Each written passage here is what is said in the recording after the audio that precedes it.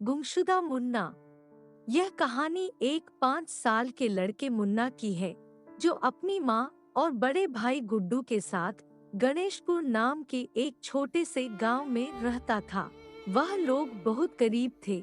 अपने परिवार का गुजारा करने के लिए मुन्ना का बड़ा भाई गुड्डू और उसकी माँ पत्थर उठाने का काम किया करते थे अपने घर का खर्चा चलाने के लिए। मुन्ना का बड़ा भाई गुड्डू पत्थर उठाने के अलावा जो मिले वो काम किया करता था। जैसे कि कभी वो बाजार में कुछ सामान बेचता था तो कभी चलती ट्रेन में चीजें बेचता था और कभी काम नहीं मिला तो गुड्डू ट्रेन में पैसेंजर सीट के नीचे घूमता था कि किसी यात्रियों के पड़े हुए कुछ न कुछ रुपए मिल जाए। लेकिन जैसे भी हो वह अपने माँ के काम में मदद करता था। वो लोग ऐसी ही मेहनत मजदूरी कर रहे थे, ऐसे ही उनके दिन गुजर रहे थे। तो ऐसे ही एक दिन गुड्डू काम की खोज में निकलता है और अपने छोटे भाई मुन्ना को भी साथ लेकर जाता है। वो लोग बाजार में जाते हैं, तभी वहाँ मुन्ना को गर्मागर्म जलेबी दिखती है। मीठी जलेबियाँ देखते ही मुन्ना का जलेबियाँ खाने का मन होता है और वो अपने बड़े भाई गुड्डू से जलेबी की मांग करता है। भैया वो देखो जलेबियाँ, मुझे जलेबी खानी है, मुझे जलेबी लेकर दो ना।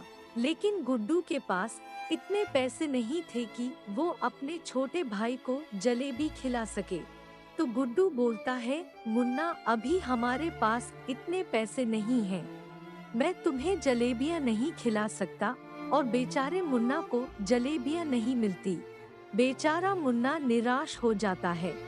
लेकिन फिर वह अपने भाई से बोलता है, भैया देखना, जब मैं बड़ा हो जाऊंगा ना तो ढेर सारी जलेबियाँ खाऊंगा और सारी जलेबी की दुकान खरीदूंगा। मुन्ना की बातें सुनकर गुड्डू मुस्कुराता है और उसे बोलता है, हाँ मेरे भाई, जब तू बड़ा हो जाएगा तो सारी जलेबियाँ खरीद लेना। और फिर वो दोनों वहाँ से निकल जाते हैं और घर लौटते समय गुड्डू दूध और कुछ राशन खरीदता है और घर आते ही अपनी माँ के हाथ में दे देता है और अपनी माँ से कहता है, माँ ये लो राशन, जल्दी से हमें कुछ बना के दो, हमें बहुत भूख लगी है। मुन्ना ने भी सुबह से कुछ नहीं खाया है। फिर माँ बोलती है, हाँ पता है बेटा, तुम लोगों को बहुत भूख लगी होगी, मैं जल्दी से तुम्हें कुछ बनाकर खिलाती हूँ। फिर उनकी माँ उन्हें जल्दी से कुछ बनाकर देती हैं और जब वो खा रहे होते हैं तो उन्हें प्यार से देखती है। दोनों बच्चे बोलते हैं, वाह माँ, खाना तो बहुत ही अच्छा बना है।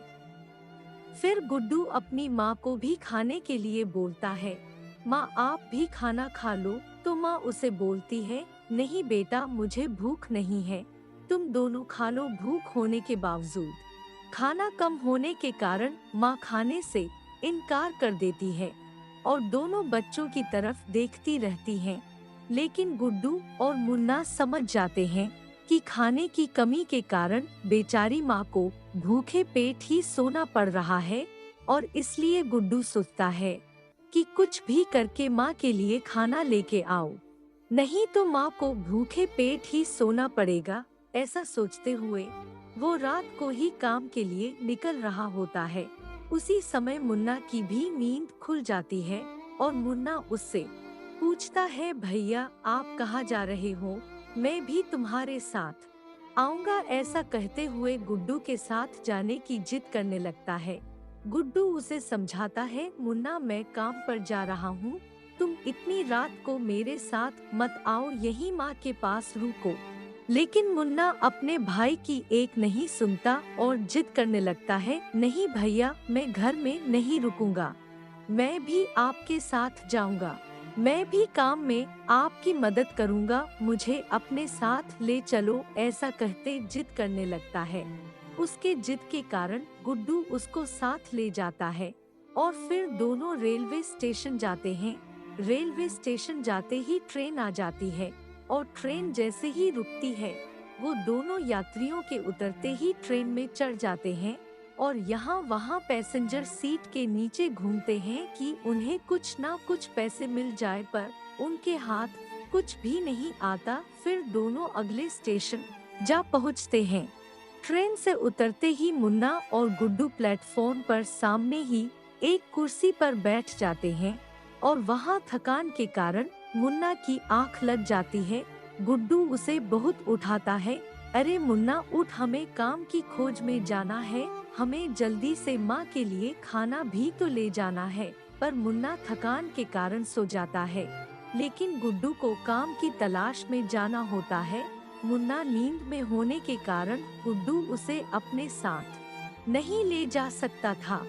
इसीलिए गुड्डू सोचने लगता है कि जब तक मैं काम से वापस आता हूँ तब तक मुन्ना को यही सोने देता हूँ और मैं जल्दी से काम खत्म करके वापस मुन्ना के पास आ जाता हूँ। ऐसा सोचते हुए गुड्डू मुन्ना से बोलता है, मेरे आने तक तुम यहीं पर सो जाओ, कहीं मत जाना, मैं काम खत्म करके थोड़ी ही देर में वापस यहाँ तुम्हें लेने आऊँगा। ऐसा बोलकर गुड्डू वहीं मुन्ना को प्लेटफॉर्म पर छोड़कर काम पर चला जाता है। फिर कुछ देर बाद मुन्ना की आंख खुलती है और वो सोचता है, अरे भैया अभी तक नहीं आए और अब तक गुड्डू नहीं लौटा। इसी वजह से मुन्ना गुड्डू को ढूंढने के लिए निकलता है।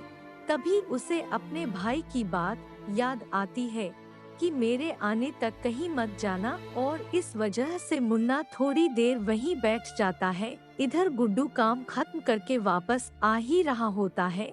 वह मन ही मन सोचता है कि मेरा भाई उठ गया होगा, मुझे ढूंढ रहा होगा, अकेला इतनी रात में घबरा जाएगा।